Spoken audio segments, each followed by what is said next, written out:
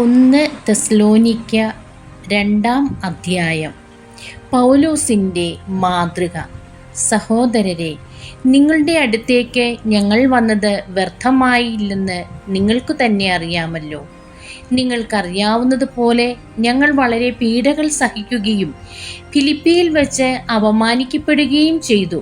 എങ്കിലും കഠോരമായ ക്ലേശങ്ങളുടെ മധ്യേ ദൈവത്തിൻ്റെ സുവിശേഷം നിങ്ങളോട് പ്രഘോഷിക്കാനുള്ള ധൈര്യം ദൈവം ഞങ്ങൾക്ക് പ്രദാനം ചെയ്തു. ഞങ്ങളുടെ ഉപദേശം അബദ്ധത്തിൽ നിന്നോ അശുദ്ധിയിൽ നിന്നോ വഞ്ചനയിൽ നിന്നോ ഉത്ഭവിച്ചതല്ല.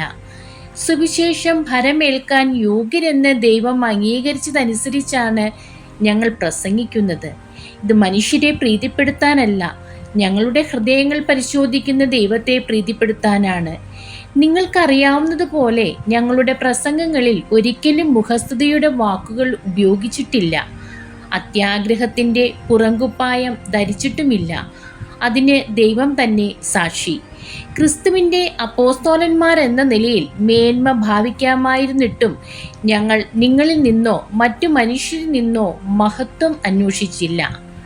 ധാത്രി കുഞ്ഞുങ്ങളെ പരിചരിക്കുന്നത് പോലെ ഞങ്ങൾ നിങ്ങളുടെ ഇടയിൽ സൗമ്യമായി പെരുമാറി.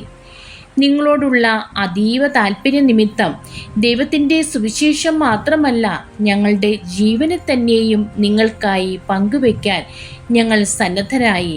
കാരണം നിങ്ങൾ അത്രമാത്രം ഞങ്ങളുടെ വാത്സല്യഭാജനങ്ങളായിരുന്നു. സഹോദരരെ, ഞങ്ങളുടെ കഠിനാധ്വാനം നിങ്ങൾക്ക് ഓർമ്മയുണ്ടല്ലോ.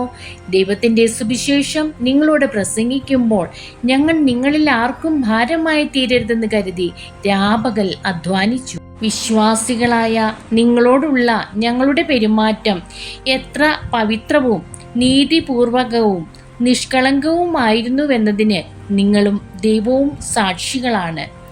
പിതാവും മക്കളെ എന്ന പോലെ ഞങ്ങൾ നിങ്ങളെ ഉപദേശിക്കുകയും പ്രോത്സാഹിപ്പിക്കുകയും അനുശാസിക്കുകയും ചെയ്തുവെന്ന കാര്യം നിങ്ങൾക്കറിയാമല്ലോ.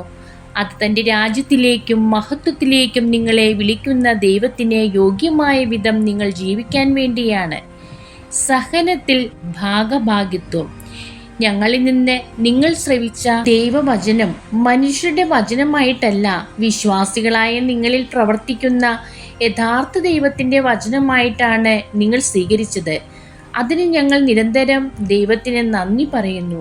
സഹോദരരെ, നിങ്ങൾ യൂദയായിൽ യേശുക്രിസ്തുവിൻ്റെ നാമത്തിലുള്ള ദൈവത്തിൻ്റെ സഭകളെ അനുകരിക്കുന്നവരായി തീർന്നു. എങ്ങനെയെന്നാൽ യഹൂദരിൽ നിന്ന് അവർ സഹിച്ചവയെല്ലാം തന്നെ സ്വന്തം നാട്ടുകാരിൽ നിന്ന് നിങ്ങളും സഹിച്ചു. യഹൂദർ കർത്താവായ യേശുവിനെയും പ്രവാചകന്മാരെയും വധിച്ചു. ഞങ്ങളെ ആട്ടിപ്പുറത്താക്കി. വിജാതികളുടെ രക്ഷയെ കരുതി അവരോട് പ്രസംഗിക്കുന്നതിൽ നിന്ന് ഞങ്ങളെ തടസ്സപ്പെടുത്തിക്കൊണ്ട് അവർ ദൈവത്തെ അപ്രീതിപ്പെടുത്തുകയും എല്ലാ മനുഷ്യരെയും എതിർക്കുകയും ചെയ്യുന്നു. അങ്ങനെ അവർ തങ്ങളുടെ പാപങ്ങളുടെ അളവ് പൂർത്തിയാക്കുന്നു. ഇതാ, അവസാനം ദൈവത്തിൻ്റെ ക്രോധം അവരുടെ മേൽ നിബന്ധിച്ചിരിക്കുന്നു. സഹോദരരെ, ആത്മന അല്ലെങ്കിലും ശാരീരികമായി കുറച്ചു നാളത്തേക്ക് ഞങ്ങൾ നിങ്ങളിൽ നിന്ന് വേർപിരിഞ്ഞു. അതുകൊണ്ട് നിങ്ങളെ മുഖാഭിമുഖം വീണ്ടും കാണാൻ അതീവ താല്പര്യത്തോടും ആകാംക്ഷയോടും കൂടെ ഞങ്ങൾ കാത്തിരിക്കുകയായിരുന്നു. അതിനാൽ നിങ്ങളെ സന്ദർശിക്കാൻ ഞങ്ങൾ പൗലോസായ ഞാൻ പല പ്രാവശ്യം ആഗ്രഹിച്ചു. എന്നാൽ സാത്താൻ ഞങ്ങളെ തടസ്സപ്പെടുത്തി.